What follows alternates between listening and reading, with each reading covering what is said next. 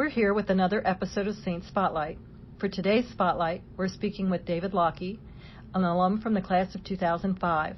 David is the site director at Be Concerned, the People's Pantry, which is located in Erlanger, Kentucky. Tell me a little bit about Be Concerned, because you're doing the People's Pantry versus Be Concerned that's been down in Covington for a while. Can you give me just a little rundown on like the mission and how that developed? So Be Concerned is formerly United Ministries, and the Be Concerned in Covington actually acquired them roughly 2 years ago. Be Concerned realized there was an opportunity to kind of further their mission, which is basically just to provide humans with basic access to everyday needs, dignity, all that kind of stuff. So that's kind of where our philosophy is we really do our best to provide people what they ask for. The food pantry, in our mind, is not just a food pantry. I mean, we provide, cleaning supplies, laundry stuff. We provide cat food and dog food because at the end of the day, people have lives. We realize we've worked with really good partners that have donated tons of food, especially during the pandemic. I honestly have been blown away by the amount of support we've received in terms of monetary donations, food donations, people in the community really stepping up to do drives. That's amazing. It's good to hear. And at one point, we were serving about 300 people a month, and during the pandemic, up to about 450 families per month. Okay. So there was an increased need. And that was just at my small Erlanger facility. The Covington facility, got up to serving 1,600 families a month. And we were able to do that all through the just graciousness of our donors, the community support, and, the free store who helps us organize all of our food rescue missions. You were doing some great work. Tell me about how you got to where you are now, like a short history of your career path, and if there were any big points during your path that kind of took you in one direction or another. My career has really been two different arenas. It's been sales and nonprofit. Career path has been mostly nonprofit, but I have dabbled in sales because nonprofit doesn't always seem to give you the largest paychecks in the world, but what it does provide you is peace of mind, at least what is important to me, the ability to lay your head on your pillow at night and know that what you've done in the world is good and helps people.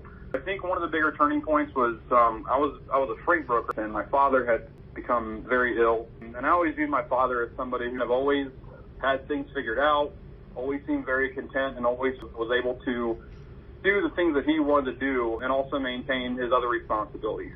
And he always seemed at peace. He always really seemed just, like I said, content with who he was and what he was about. And at that point, when he actually had passed, I was, like I said, a freight broker, and I just knew I was very unhappy. I ended up taking about 8 to 9 months off and just kind of regained purpose and direction. And then I ended up relocating to St. Petersburg, Florida, where I landed a fantastic opportunity to supervise the homeless program, which exposed me to a whole different world of the nonprofit industry. It was mental health assistance as well as working with folks experiencing homelessness, single people, families, people with severe disabilities. I worked a lot with the law enforcement and was able to see how some of these new tactics they're trying as far as like social work in lieu of law enforcement is kind of working in these communities to help keep people out of the system. My other major turning point was honestly the pandemic. I moved down to Florida for certain reasons.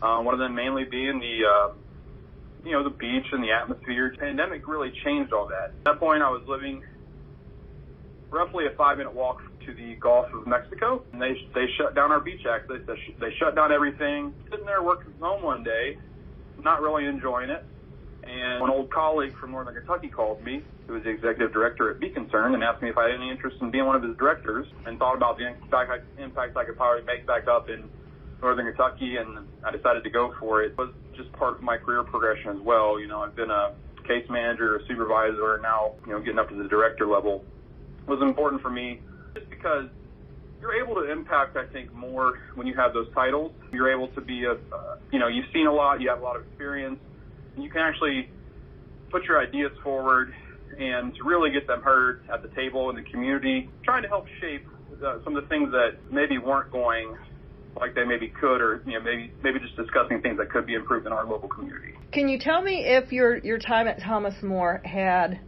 any effect on your desire to get into like the nonprofit arena?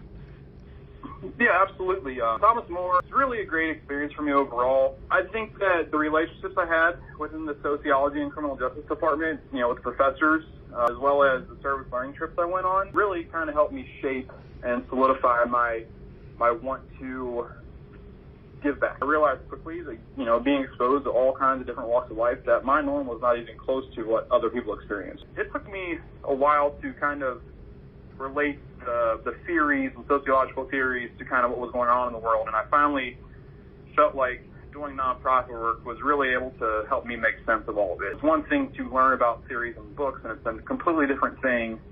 And the best teacher is to go out and do the work and kind of see those theories, in front of your face, in terms of the disparity and inequality and things of that nature. Did you go on 4 international service learning trips? Yes, I went to Mexico twice, so it was a border studies program. Okay. And I also went to on the Jamaica trip twice. They're just kind of life-changing trips. The first one I went on was the border studies program with Dr. Camp. I've just never seen anything like it. The border is such an interesting place. El Paso, very, very nice city in my opinion, very clean. And then we would just go stand on the border, and it was just utterly incredible to see. There were whole neighborhoods just made up of pallets and tarps, and the border right there where, the police were just walking around with assault rifles, and just heartbreaking because you quickly realize again that not every country is equal in terms of things that we take for granted. Do you have any advice for current students? My advice to current students would just be, when you're ready to choose your career, block out the noise of everybody besides yourself. You're the only person that's going to be able to figure out what you want to do and how you want to do it. Really take the time to research careers in their field and explore those careers, do internships. At the end of the day, know what they truly want to do. Understand that it may take a couple jobs to get there, but pursue that if that's what they want to do. Well, this has been a great chat. Thank you so much for being our Saint Spotlight. I appreciate the call and look forward to hearing from you guys and continuing to work with Thomas More to do community service projects in the future.